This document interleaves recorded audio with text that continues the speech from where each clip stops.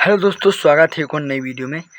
आज हम लोग बात करेंगे, जैसे कि आपने थंबनेल में देखा है, मोस्ट आईएमपी डेरिवेशन क्लास 12। ठीक है, क्लास 12 की भौतिक फिजिक्स का आपका उत्तर सहित हमने प्रश्न बैंक में जो आपके आईएमपी डेरिवेटिंग होते हैं उनके बारे में हम लोग बात करेंगे। जिसमें फर्स्ट हम लोग रखेंगे किसको, जिसमें हम लोग फर्स्ट रखेंगे, यहाँ पर देखिए, जिसमें हम लोग फर्स्ट क्या रखेंगे, ये आईएमपी है। ये पूरा आईएमपी है, बहुत बार पेपर में आ चुका है। ठीक है, इसको हम लोग फर्स्ट रखेंगे। क्या बोल रहा है, विद्युत फ्लक्स संबंधी गॉस का नियम लिखिए। फर्स्ट आपकी वो है ना, यहाँ पर विद्युत संबंधी गॉस का नियम लिखना है। ठीक है, फर्स्ट यूनिट से आपका क्या बोलता है, इस प्रमेय के अनुसार विद्युत क्षेत्र में पृष्ठ पर संपूर्ण अविलंबित विद्युत फ्लक्स पृष्ठ के अंदर उपस्थित कुल अभिस्कवन अपॉन एप्सिलॉन गुना होता है। ये तो गॉस का नियम है, इसकी उत्पत्ति करना है। विद्युत फ्लक्स के संबंधी गॉस का नियम लिखना है। गॉस के नियम की हमको उत्पत्ति भी करना है। उत्पत्ति दिया, हमको चित्र दिया है, ये गॉस के नियम का चित्र है। ठीक है, देख लीजिए, एक एक स्टेप देखिए, स्क्रीनशॉट ले चलिए। यहाँ पर इस प्रकार से लिखेंगे, हम लोग लिखेंगे E=1/4πε0 Q/r²। ये ठीक है, आर हमने मान रखा है। यहाँ पर यू अनिर्देशांक वेक्टर है। पृष्ठ के अम्ल दिशा में तीव्रता घटक E=cos Q/4πε0r² cos² होगा। ठीक है, जहाँ थीटा इक्वल है कोण है जो क्षेत्र पर ds खींचा गया है। ये हमको दिया d phi E cos theta ds Q/4πε0 r n ds। ठीक है, हमको पी एन की दिशा में इकाई सदिश है, ये हमको बताना है। सबके यहाँ पर सिंपल प्रूफ हो जाता है, इतना ही सही है, इसको अपलोड कर सकती हैं। और हम लोग एक और रखेंगे, ये भी आपका पेपर में आता है। किसी बिंदु अवेश Q के कारण उससे r दूरी पर विद्युत क्षेत्र की तीव्रता का व्यंजक ज्ञात कीजिए।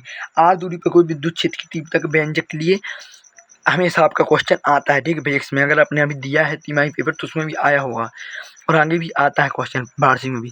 तो सबसे पहले हम लोग ये डायग्राम बनाएंगे, उसके बाद क्यू अवेश के द्वारा Q0 अवेश पर लगने वाला कूलाम का नियम क्या होता है। कूलाम का नियम आपको पता होना चाहिए, F=1/4πε0 Q1 Q2/r² होता है। ये आपका पूरा क्या है, कूलाम का नियम होता है। इसको हमने सॉल्व किया, तीव्रता बराबर होता है E=F/Q0। Q0 का मान रखा तो हमको सॉल्व करने पर क्या मिलता है, E=1/4πε0 Q/r²। इसका मात्रक क्या होता है, न्यूटन प्रति कूलाम, N/c न्यूटन प्रति कूलाम। ये आपका मात्रक होता है।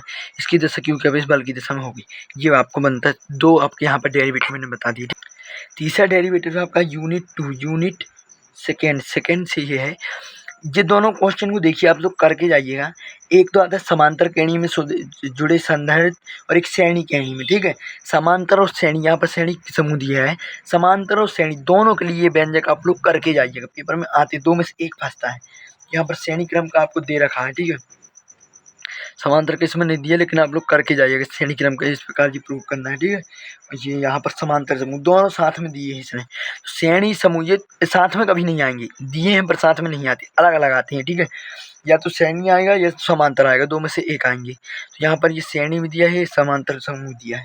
और इनमें से कोई क्वेश्चन और आपको अच्छे से समझना है लिखित में, मतलब कि बहुत ही अच्छे तरीके से, तो आप लोग नीचे कमेंट कीजिए, क्वेश्चन को पिन करके दीजिए। हम उस क्वेश्चन को अलग से वीडियो बनाएंगे। यहाँ पर तो हम लोग बात कर रहे हैं आईएमपी क्वेश्चनों की। ठीक है, ये जो क्वेश्चन आपका जो कभी कभी क्वेश्चन में आते हैं, इनको सॉल्व करने को जाता है श्रेणी क्रम संधारित्र है, तो इसको जोड़ के बताइए। ठीक है, ये क्वेश्चन आपको देखने पेपर में मिल सकता है, तो ये वाला आप कर सकते हैं। अब बात करते हैं विद्युत धारा चैप्टर से। आपका हम लोग चैप्टर 2 की बात की थी, यहाँ पर चैप्टर 3 की बात करते हैं, विद्युत धारा। ठीक है, इसमें से आईएमपी क्या है वो हम लोग यहाँ पर देखेंगे। यहाँ पर भैया बीट स्टोन सेतु, अगर मैं बात करूँ यहाँ पर मोस्ट आईएमपी की, तो यहाँ पर बीट स्टोन सेतु मोस्ट आईएमपी है। बीट स्टोन सेतु कब संतुलित रहता है, ये तो स्टोन होता क्या है उसके बारे में बात की है। इसका प्रूफ आपको सीखना है। प्रूफ कहाँ मिलेगा, इसी चैनल मिलेगा, कमेंट करके बताइएगा। ठीक है, और यहाँ पर हम लोग ये देखिए, आपको दिखा दे रहा है, ये बीट स्टोन से विद्युत रेखा खींची, इसका सिद्धांत समझिए, इसको संतुलित किया। ये आपको क्वेश्चन आएगा, तो यहाँ पर ये है, इसका आप स्क्रीनशॉट ले सकते हैं। और इसको अगर समझ में नहीं आता है नीचे कमेंट करिए, बहुत ही सरल तरीके से हम इसको आपको समझाएंगे। ठीक है, बीट स्टोन से तो क्या होता है, PQ/R/S, ये आपको पता होना चाहिए कि बीट स्टोन से तो ये है। ये हो गई बात। चलिए किरचॉफ के नियम पढ़ लीजिएगा, दोनों एक बार छोटे वाले क्वेश्चन में आ जाते हैं। ठीक है, ये भी आता है क्वेश्चन आपका, धारा और इलेक्ट्रॉन की अवयव में वेग का संबंध ज्ञात कीजिए। धारा और इलेक्ट्रॉन की वेग का संबंध ज्ञात कीजिए, ये आपका आता है।